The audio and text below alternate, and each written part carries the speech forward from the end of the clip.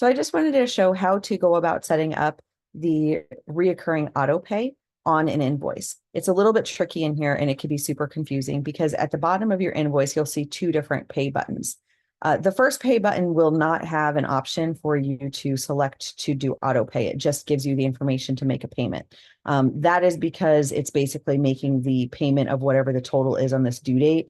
And some invoices on like a project are set up into separate payment plans. So technically it would have these pay now buttons up here that are related to even payments versus the full invoice.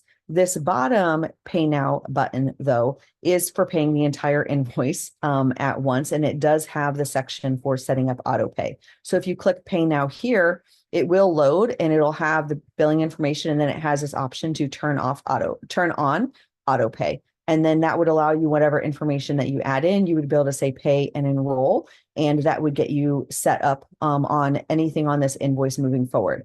One thing to note is that your date on here may have a date that was in the past. And that's because whenever we first set up your reoccurring billing or reoccurring invoice, it might have been for this past date of when you had changed care plans or set up a care plan. And so you might see a past date. It's not going to retroactively bill. It just means that you're currently on a reoccurring that may have started a while ago, but any new invoices that are related to this reoccurring invoice will be on auto pay.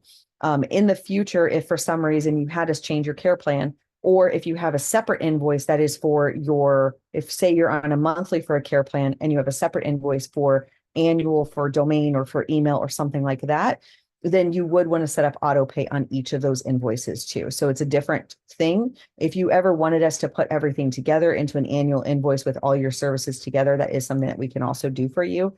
And then we would put the auto pay on just that one invoice. So totally up to you, but just wanted to show how you would go about setting up auto pay if you ever needed to.